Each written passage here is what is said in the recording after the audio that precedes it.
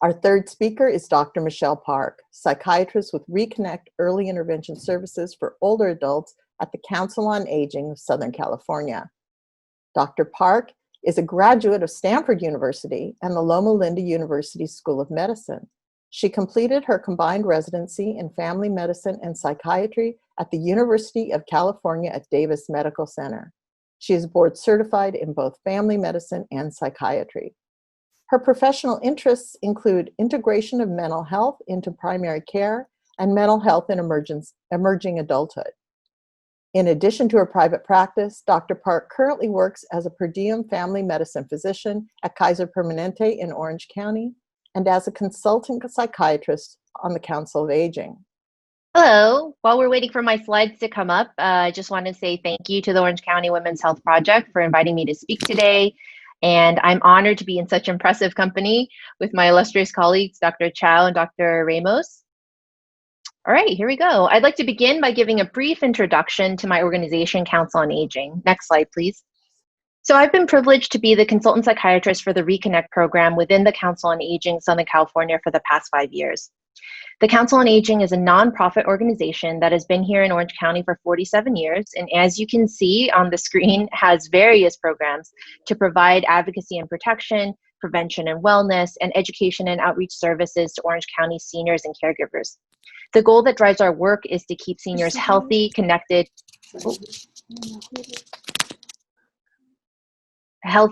seniors healthy, connected, and protected, which ties in well to my topic today, which is regarding the impact of COVID-19 on seniors and caregivers' health. Next slide, please. So I'd like to set the stage for speaking about the impacts of the COVID-19 pandemic by first talking about caregivers and care recipients in the US and what we already know about the health risks and benefits of caregiving with a particular emphasis on mental health. Then I'll shift to speaking about what we know about the impacts of COVID-19 on these populations. And finally, I'll discuss ways in which we can support and advocate for caregivers and older adults. Next slide, please. So first, next, please. I'd like to define the term caregiver as someone who provides unpaid care or support to a friend or family member. Next, please. Older adults or seniors are defined as anyone over 60 years old. And next.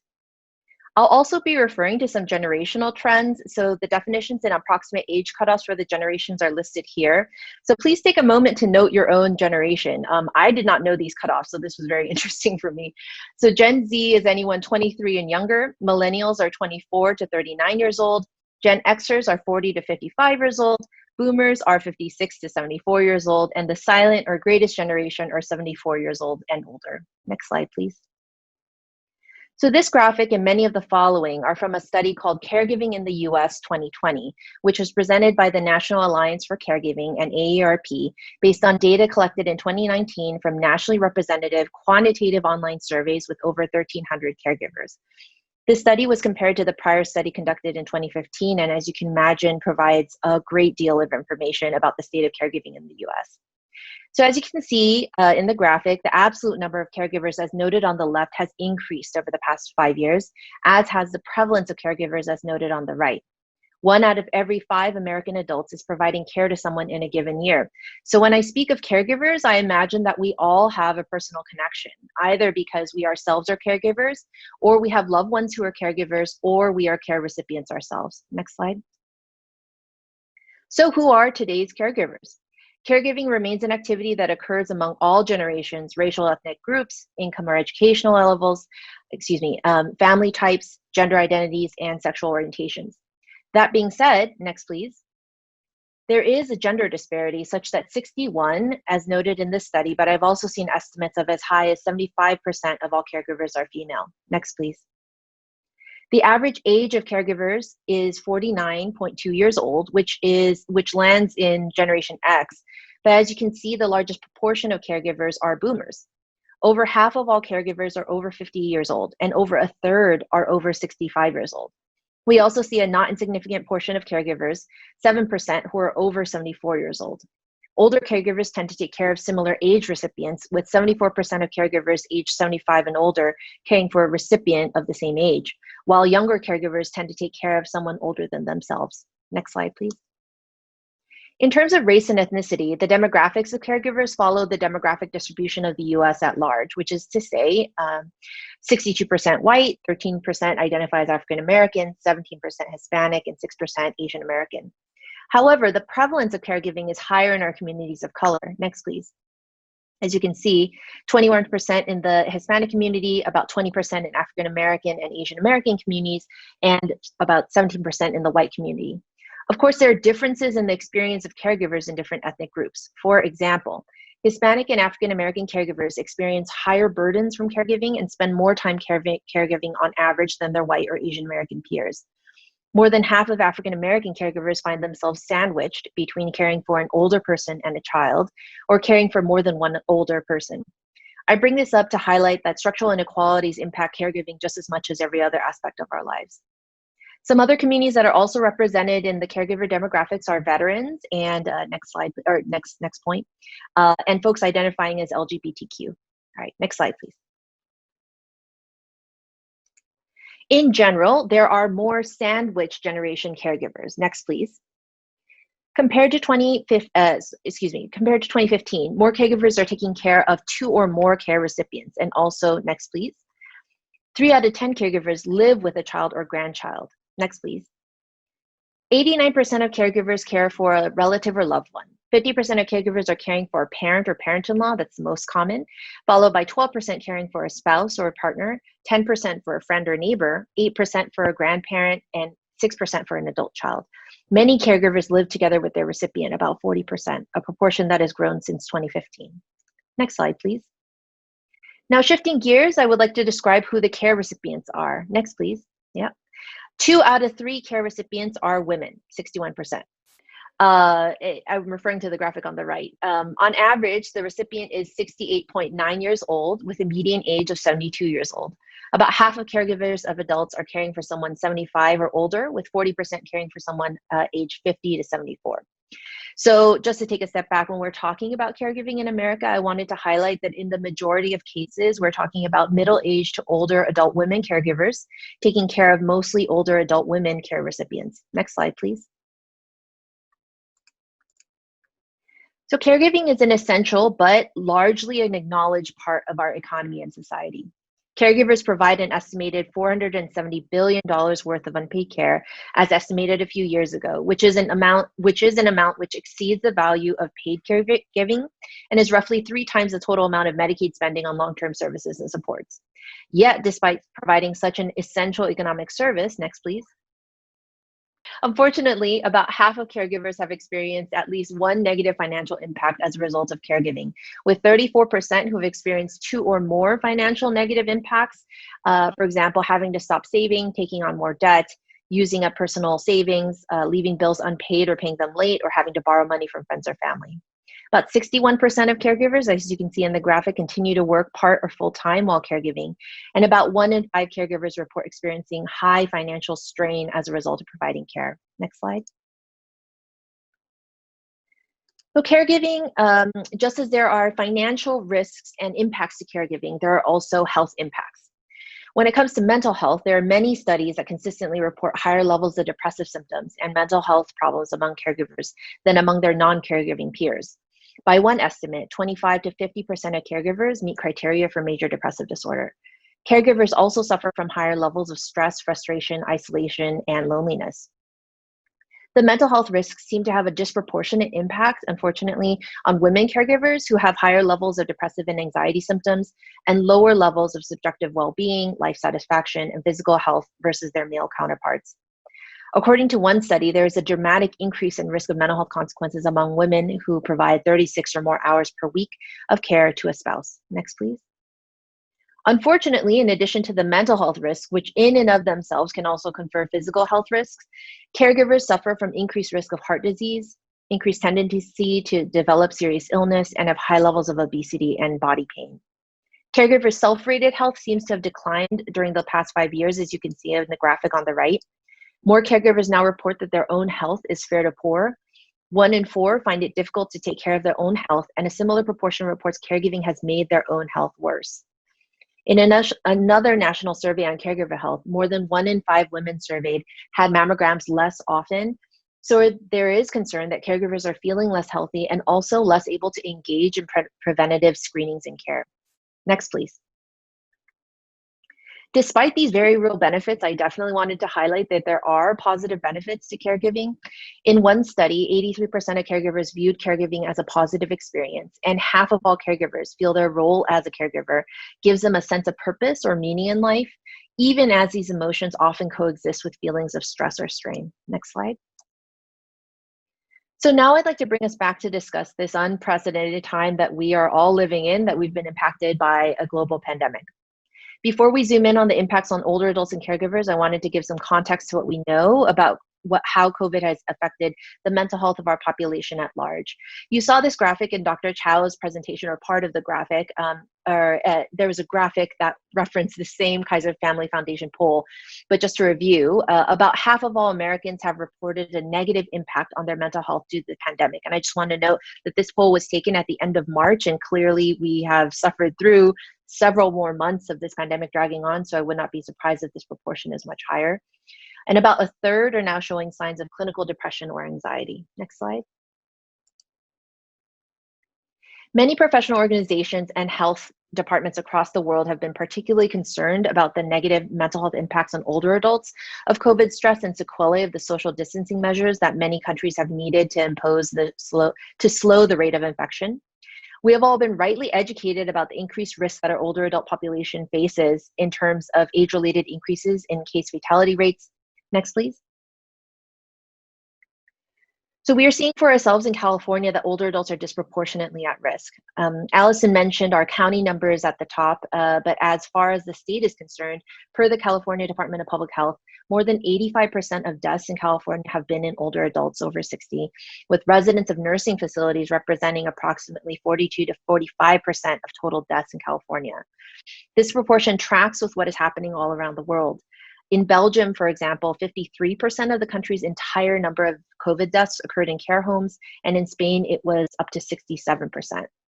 The stress conferred by the reality of these numbers and the trauma that our older adults may have already experienced due to losses of loved ones are concerning for what some are describing as a concurrent developing national mental health crisis. Next, please. The research has shown that older adults are already at risk of poor mental health due to experiences such as loneliness and bereavement, and loneliness has obviously been exacerbated for many during this pandemic. The Kaiser Family Foundation poll that Dr. Chow referenced showed that significantly higher shares of people who are sheltering in place and socially distancing reported negative mental health effects resulting from worry or stress related to COVID compared to those who are not needing to shelter in place. Next, please.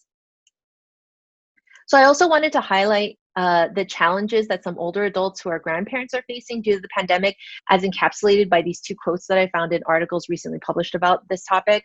So the first is from Dr. Ann Steffen, who is a professor of clinical psychology at the University of Missouri, St. Louis, who specializes in older adults and behavioral medicine, and was recently quoted in an article saying, COVID-19 is creating a new cohort of people who are identifying themselves as caregivers for the first time because it's creating a need that hadn't been there. So more than 70 million people are grandparents, and many live with multiple generations under one roof. And 42% of all grandparents living with grandchildren are actually their primary caregivers. Per Dr. Madonna Harrington Meyer, who's a sociology professor at Syracuse University and author of Grandmothers at Work, the trend of intensifying grandparenting, or grandparents taking on more active roles in childrearing and house management, has been increasing over the past few decades, and notes that although providing childcare can provide benefits for the grandparents who are doing so, such as more physical activity, running after the kids, healthy emotional life, and more socializing. The additional stressors can also lead to burnout, as with all caregiving. So as she puts it, let's put up the next quote. All the grandparents in the country are aching. Some are aching because they can't see their grandchildren, and some are aching because they can't get away from them. Next slide, please.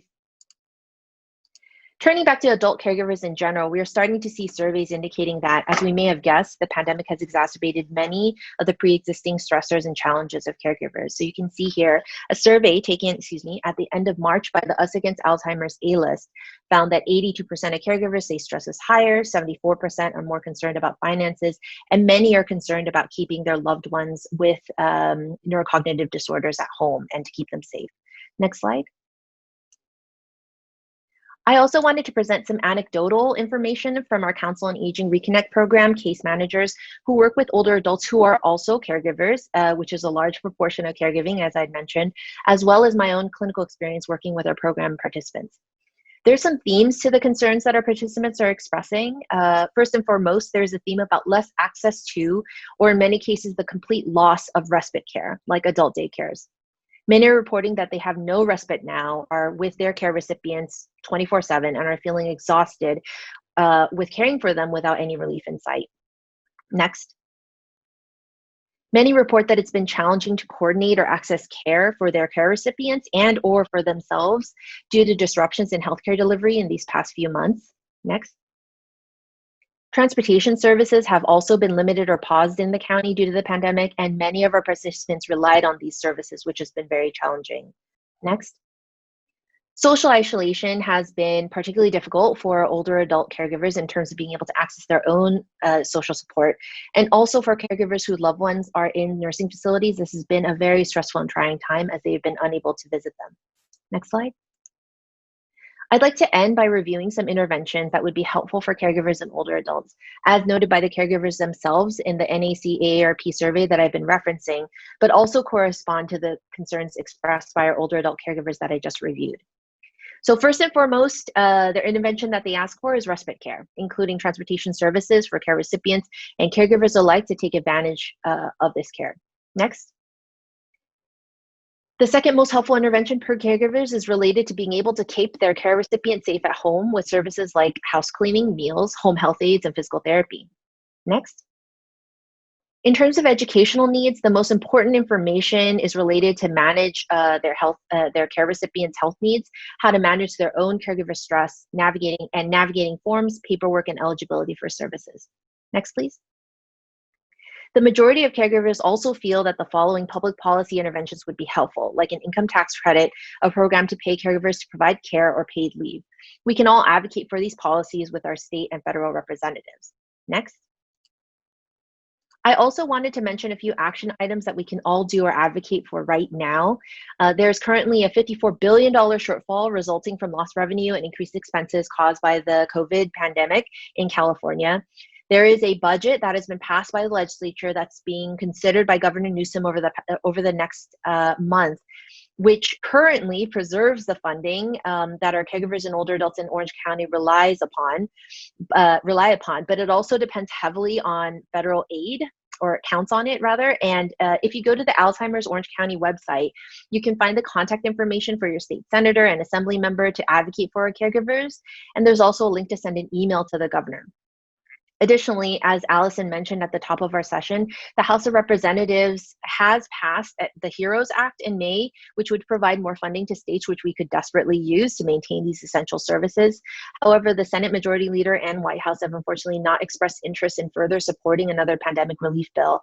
So we should all call or email our federal representatives and senators to continue to advocate for our older adults and caregivers. Next, please.